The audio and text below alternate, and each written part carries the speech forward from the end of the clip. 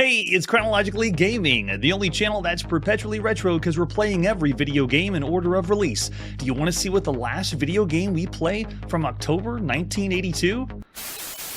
Ben Shirley's getting married, but who's the mystery groom? It's the season premiere of Laverne and Shirley.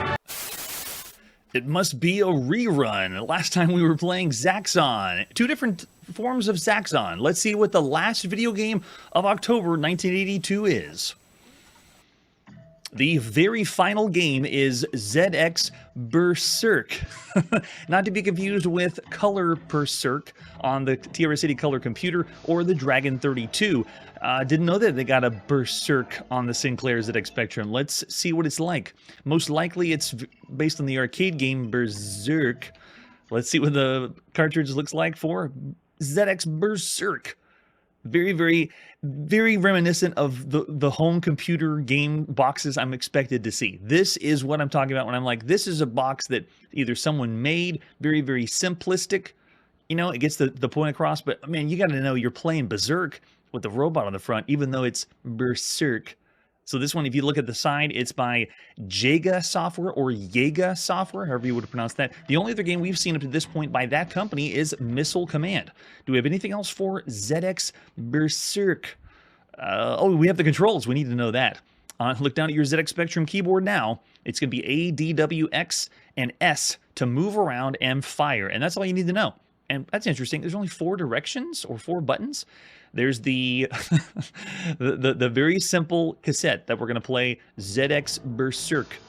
Very, very simplistic. This one has 2 different versions. The second version is the one I got to work the best because the first version seemed like a beta possibly. So here we go. Let's pop in and play ZX Berserk.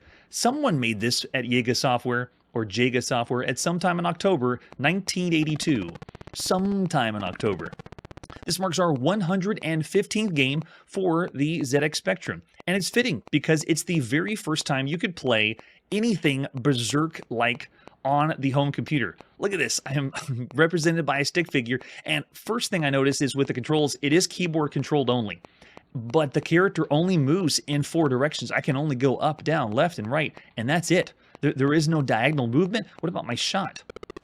There's my shot. So whenever you fire your shot, you have to stand still and shoot and wait for the shot to come back to you. I also cannot move and shoot. So at one point I was categorizing the Berserk games as run and gun games. I can't do that right now because you literally cannot run and gun in this version. You can stand and gun. And I know we're not going to get any sound. No robots are going to be yelling at us saying chicken fight like a robot, but I'm interested to see if there's an evil auto. If you misfire, you have to wait for the shot to come all the way back. Oh man, yeah, very, very clunky, tile-based, obviously, but for the very first time Berserk showed up on the Sinclair ZX Spectrum, I wouldn't have it any other way. Yeah, we're very much stuck to the grid formation, Palpug, big time. Yeah, and what happened with the robots? Oh wait, this one's on. Fire! Gosh, the fire was so delayed. Maybe they did it on purpose so we'd flip out. It looks like they only programmed 1 robot. Oh, that's so cheap. When the other robot fired, I could not move. I just stood there. And that's pretty quaint, though. It sounds almost like they're laughing at us. So here we go. They're walking into the walls. Looks like the walls, yes, are still dangerous to the touch. Electrified. Fire. Wow, I gotta remember to stop. It's like I'm playing Berserk in slow motion. So this marks the 23rd game we've played that's a Berserk variant. It's not official Berserk, even though you can play Berserk at home right now on your Atari VCS. And I think that's the only place that you can play right now. But this one, there's no computers that officially have Berserk right now. So that's 23 games that play like Berserk across all other systems. It does feel almost like Tron. Because I have to wait for it to go there and then come all the way back, and I can't move. Oh, wait, can I speed? Okay, no, I can't. I'm literally immobilized. But what I want to know is, how do I avoid shots from other robots? Like this one down here, I don't know if he's going to shoot at me. So I'm going to go to the left of him. Maybe he won't shoot there. Okay, yeah, there we go. And then just keep moving to the next one. I'll just keep running all over the place. So we go. This is the first you could play on the ZX Spectrum. Man, that's so unfair. The robot was moving diagonal, and I'm not allowed to. So this is ultra challenging Berzerk. There's some really good Berserk style games that you could play right now across all home computers. So this has a lot to live up to. Oh man, how am I going to get this guy? So some of the best you could play right now would be Seamus on the Atari home computer. Maniac, that was a 2-player Berserk type-in game that we played. Crazy Shootout is a very well-done Berserk variant. And Marauder had a mode that was Berserk. See right there? I have no way to defend against that shot. There's no shield or anything like that. Maybe it is counted as a yo-yo. We are going to see yo-yos used as a weapon with other video games. But I don't know. It's still Berserk, so I'm calling it a laser gun. Turn. Yes. Okay, and then take this guy out. I want to know how they programmed in which robots are going to shoot you and which ones aren't.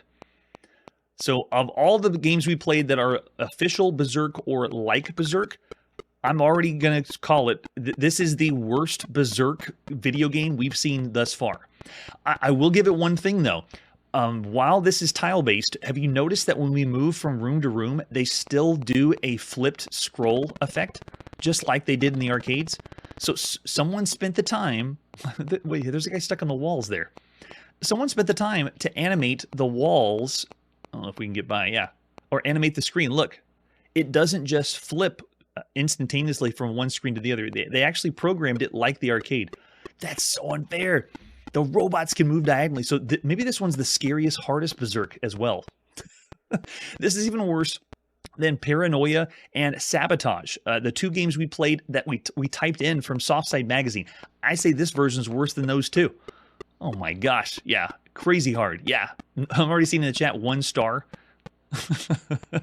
Yes, Electric Yo-Yo is out in the arcades. I have to double check my notes, but pretty sure we played Electric Yo-Yo. But that one was more of, yeah, we have played Electric Yo-Yo. We weren't using the yo-yo as a weapon. It was just we were a yo-yo for that one. Oh, the original, the graphic, yeah, I guess as you're moving around tile-based, it does kind of look like Ultima 1. But this one, you have a laser gun, and it's action-based. Very difficult action-based. All right, let's see if we can do it. Time it right. I got to wait for him to come. Gosh, that's really tough. Yeah, there's even one we played on the Apple II called Thief. That was still a bad game if you consider all the games you could play. And I would say this is worse than Thief on the Apple II. So it's not run and gun. There's no diagonal movement. There's no shot. So I'm going to have to say it's still bad. For all the games you could play up to this point across all home computers, that one's the worst Berserk of all the Berserks you could play. So we're finally down here in the bad range. I've given games that were Berserk variants a little bit higher across all home computers. But yeah, looking over in the chat, I can see some pretty good ratings. I'm actually not going to go as bad because it would work and you would have an okay time, but I'm going to say 2 stars. So I won't go lower than 2. Yeah, I'll be on the good side of that one, Curtis. Mtiski's going 1.5, and then Marcel's going 2. Yeah, it's bad, but best of the bad, at least up to this point. So there you go, ending October 1982 with the very last game of all the games, even though we were pretty much shoveling at the bottom of the barrel to get all the releases that came out sometime in October. So here we go. Let's go to November 1982. Our very first game from November 1982, and don't get out of your seat just yet. We still have about 820 video games before we close out the year 1982. Lots and lots to see and lots to play. Before we get into our next release, I have to introduce you. May I present the Fujitsu FM-7. This is the latest micro released this year, or this month in 1982. Japan only at first, or the Fujitsu Micro 7. This one's essentially a stripped-down version of their earlier Fujitsu Micro 8, and that one was marketed for businesses. This one was for the public, so this system is the one that we're going to get most of the games. The good games in Japan played on this one. Now, this system, it has a few different models as well. We're just going to say, in general, it's the Fujitsu FM-7, just rounding it all out. Yes! I don't know if we'll make it either if we go up to this point.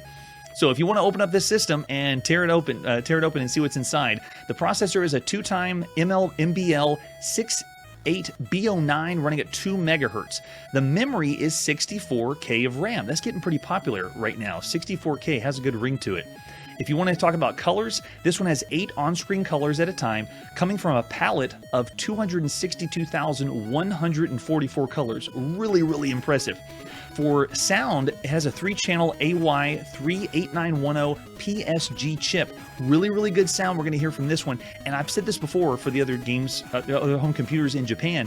The sound quality for home computers is cranking up a notch. For the longest time, it was the Atari home computers that were had the best sound, but not anymore thanks to the Japanese computers.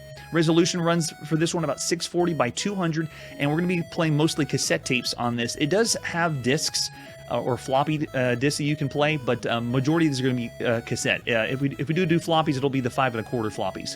Most of the early FM7 games, the controls are going to be very weird because if you press a direction, the game's going to keep moving in that direction even after you let go.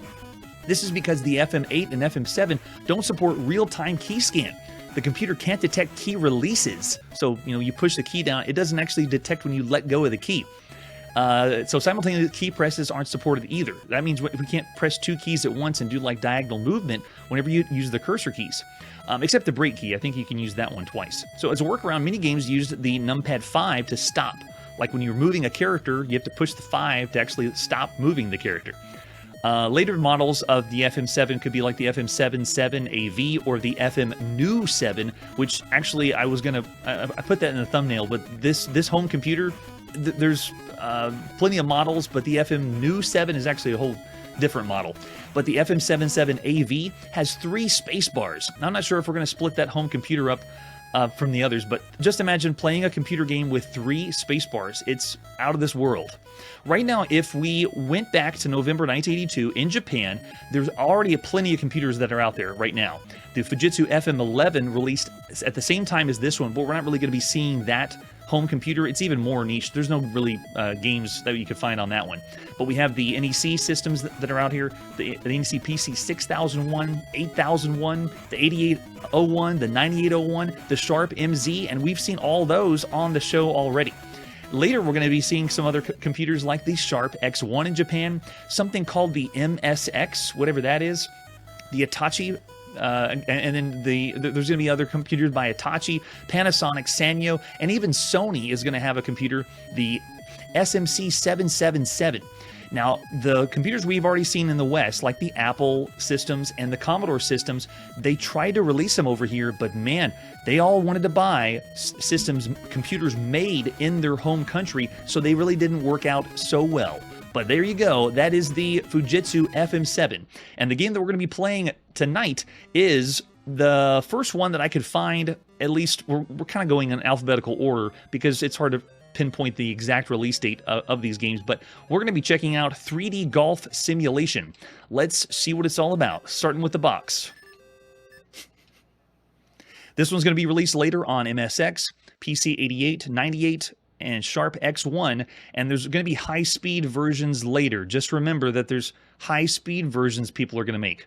The box for this one is kind of showing off exactly what the game is. That is a screenshot of the game.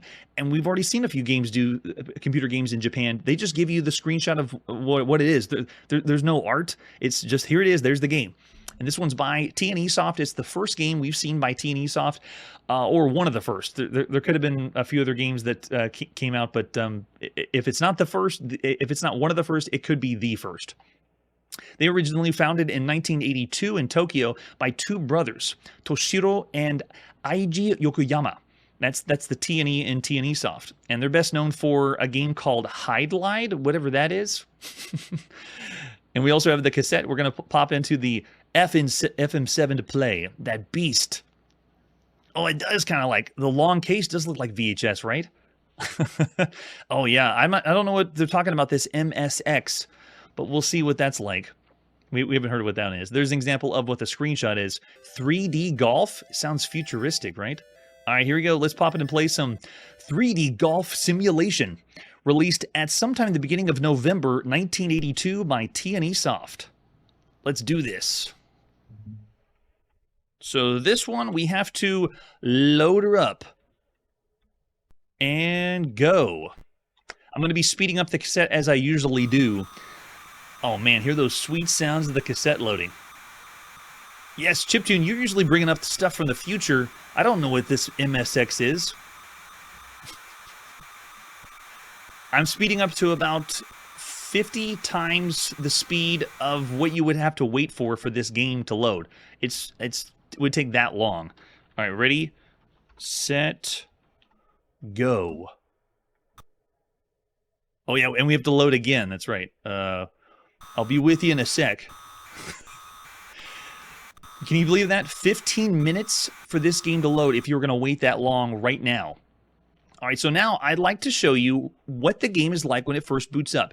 It goes right into drawing right here by my shoulder. I'm going to actually move to the side so you can see.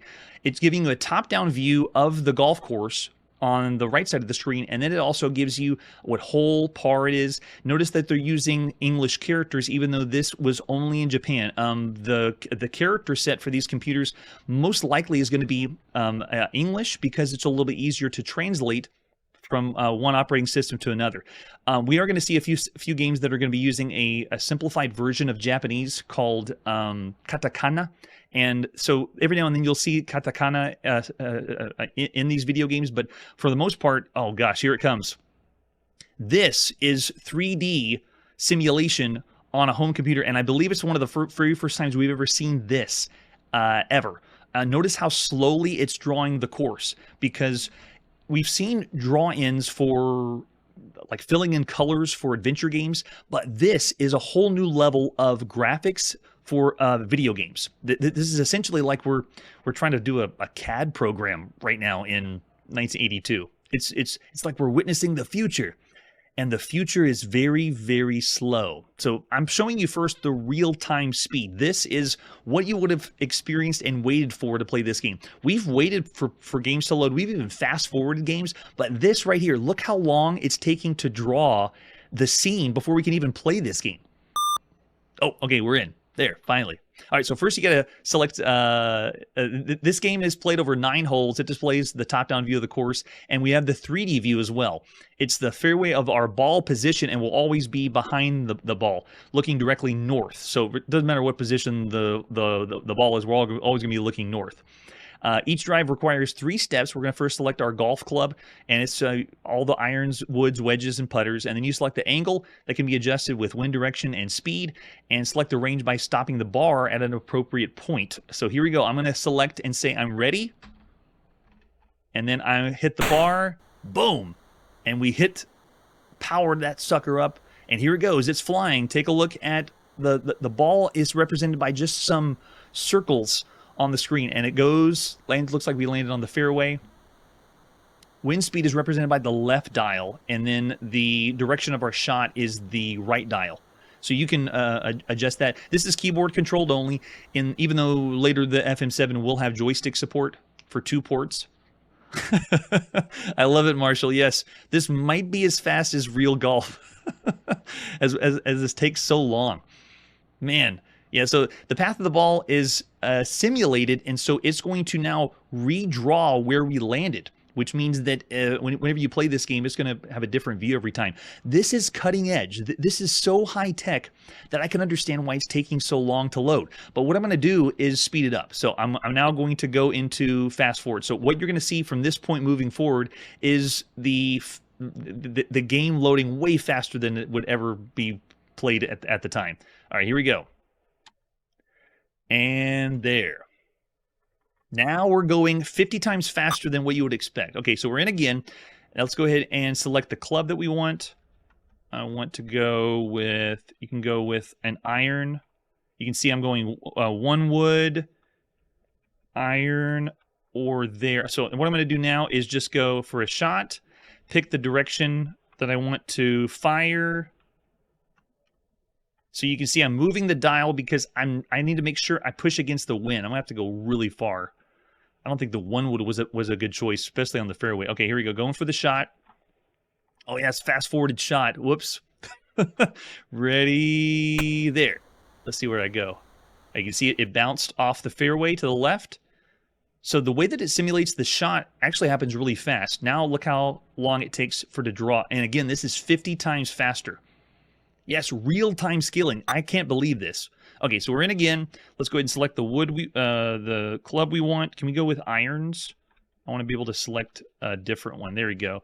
So let's go with a 3 iron and then go with the direction we want. So I'm just using all keyboard to control this one. You have to just imagine that the ball is placed in the center of the screen. And so I know I still have wind, so let's go right there. And I'm still speeding up so the power bar is crazy fast. That should be on the green. Yes. Nice. This marks the 16th golf video game we've played across all systems. That's not including miniature golf. There's 4 games we play that are miniature golf. 16 games to play just like golf. Okay, so let's get our putter out now. There's the putter, and then I want to go with the direction. We don't have to care about wind. Let's just hit it in, right? Right there should do it. And now I'm basing it on that single pixel. Can you even see it? It's like one single tiny pixel on the screen to go to the next spot. Oh, yeah, that's right. I think that's the distance. Par 4, 373 meters. No, that can't be right. That can't be the distance. It's got to be something else. All right, let's see if this is a good shot. Ready, set. Oh, I missed it. It went a little too far. I wonder if it's going to redraw. I think it is. Oh, my goodness. That means even though we play some golf games that zoom in like a top-down of the green, this one is staying far up, way far back, and it's having to redraw the whole thing all over again, right? Or am I going it right now? Let's see. Can I? Oh no, I'm in. It didn't redraw. So once you go on the green, it just stays right here. Okay, so let's go putter, and then let's hit it. We need to get right over here. I bet that should do it. Looks pretty good. Sure. Let's see if that makes it. Ready? No, it went past. What? I still had way too much power. All right, let's see if it lets me. Okay, so it keeps my putter here, and it's tracking my position. So it showed where I hit on the green how many times.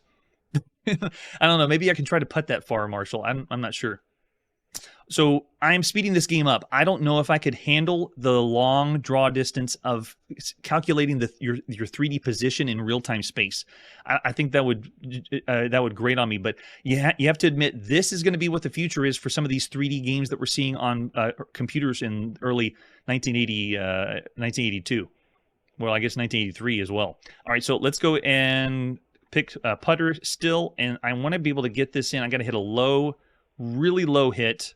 I was aimed up correctly last time. It went just that far. Fine, we'll go putter again. Come on, get it in. It'll be the longest shot ever.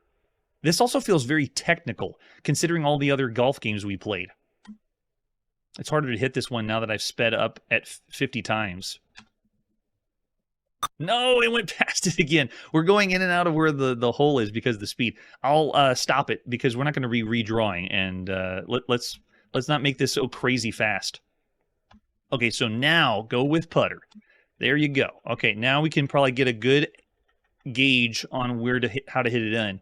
It's really hard to tell where my ball is because it's showing all the history on the green of every other time I've hit it. All right, here we go. So that's more like it. Okay, so now I can gauge this based on distance. Let's see. I want to go right there. It's moving. Why? It's not rolling. Did it make it? It's right. It's like 3 pixels above the hole. This is so technical. This is crazy. Of all the golf games we played, I can't believe it. That'd be a great idea, Manly. We've waited a long time for video games. This is not a game that you wait and make a sandwich, or go. You might want to take a nap between your turn with a game that takes this long to load. All right, let's go back to putter. Let's go straight down again, all the way around. Maybe you could go for the world championship or the world record for Donkey Kong right now. All right, so there you go. Now we can make it go. Yes, it made it. When it made it, take a look at what it just did. It's now going back to the tape And now we're loading the tape again. So I guess the full 15 minutes you don't wait. It's the full 15 minutes is for each course. So you're having to load between each course. Wow. All right, we won't go to course 2. All I'm going to show off, I guess, is hole number 1. That was a very long time to load and get one ball to go in the hole. So at this point, there's plenty of arcade games, and I actually feel like they based this one on the one in Data East did in the arcade. And that was Pro Golf and Tournament Pro Golf we saw in 1981. It has the same perspective, but it's a little bit more three-dimensional, obviously. Some of the best games you could play that are golf on home are you're going to find on home consoles, but here on home computers, some of the best you would find would be like Championship Golf on the Apple II or Color Golf 3 for the Coco. But this one also had something unique. Did you notice that there was no multiplayer mode? This was single player only. So that one already brings it down as far as, I guess, a solitaire golf game.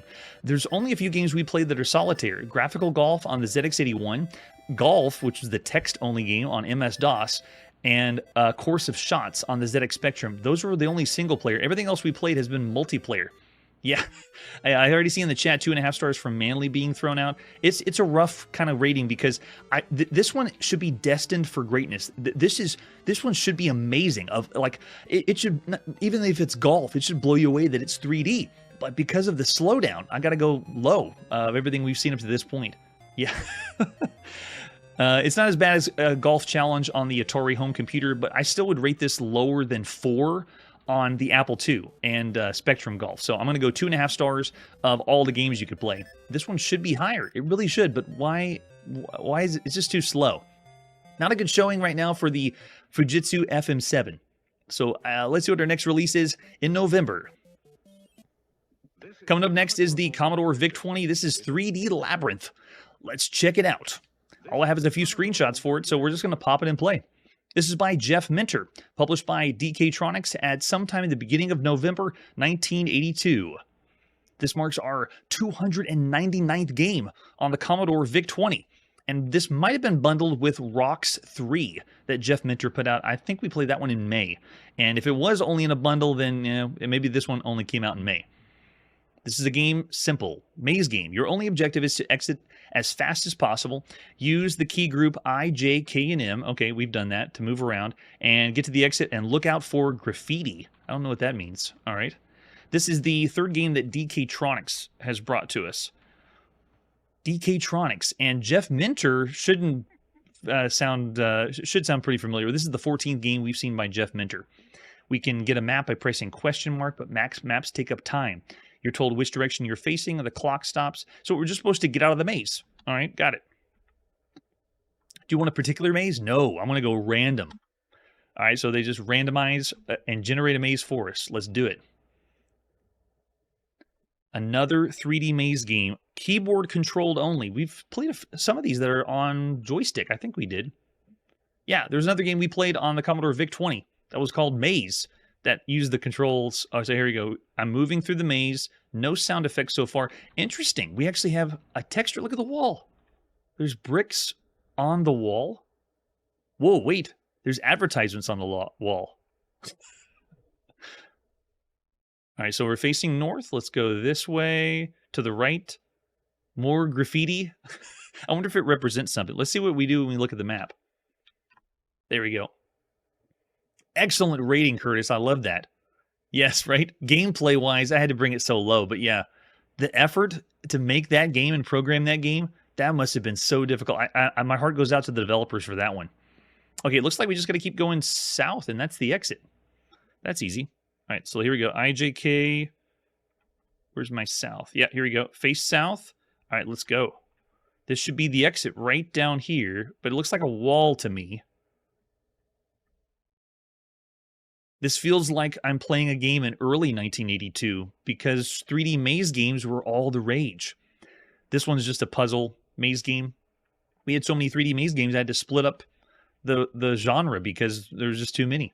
It's just, this is it. We're at the wall. What? Is that not the exit? Oh! That's pretty cool. The very first time we've seen Pink Floyd referenced in a video game, and I wasn't expecting that in a 3D maze game. That's pretty cool. So there you go. It's Pink Floyd The Wall. Does that mean it's the exit?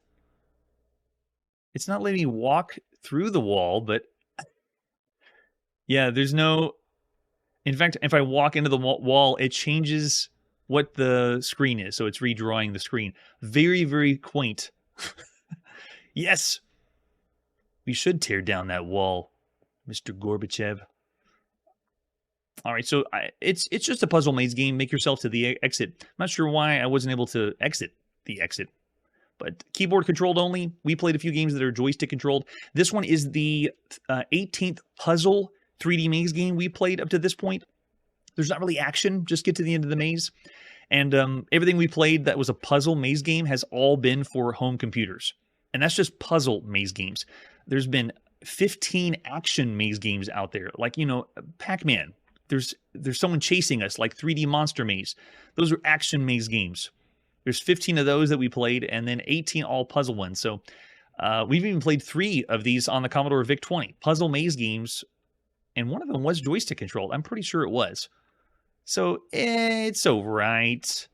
I do like how it's a little bit faster, sped up than other 3D maze games that you could play up to this point. And you gotta give it props for Pink Floyd The Wall. In fact, of all the games we played up to this point across all home computers, I was gonna say 2 stars. Just say, you know, it's all right. It gets the job done. It is nice that they're giving you some kind of graphic for the three-dimensional space, you know, the bricks on the wall. But because it has the Easter eggs and that Pink Floyd reference, I'm gonna go 2.5 stars. That was cool. Pink Floyd gets an extra half star. If there's any other video games with Pink Floyd, we're going 2.5. Or we're adding the half star to it. Sweet. All right, it's time to put the video game playing on pause. Or just wait for the golf course to load until we keep going on our quest to play every video game that's ever been made. Thanks so much for joining me. We finally finished October 1982. We're now kicking off November, and we have some new systems. This was the beginning of new systems. A lot of the newest home computers and new consoles are going to be right here when the holiday season is starting. So tune in. Next time on Chronologically Gaming, Commodore officially comes to a home console for the first time. If you like Commodore, should you be excited? If you don't like Commodore, should you be excited? That's it for today, and like I always say, first video games in Japan, and then the world. Hey everybody, thanks for checking out the channel and joining me on my quest to play every single video game in order of release. We'll be streaming live every weekday at 9 p.m. Central, so join us and let us know if we missed any games along the way. This video would not be possible without Launchbox, RetroArch, and MAME. Tell all your friends there's some crazy guy named Chronologically Gaming trying to play every single video game. We have links down below that'll send you to places like our Discord and Patreon, and one that says all the video games we've ever played. If you go there, it's a list of everything, and you can click right to the game you want to see. Chronologically Gaming is the name to look for. We are perpetually retro, and we will catch you next time.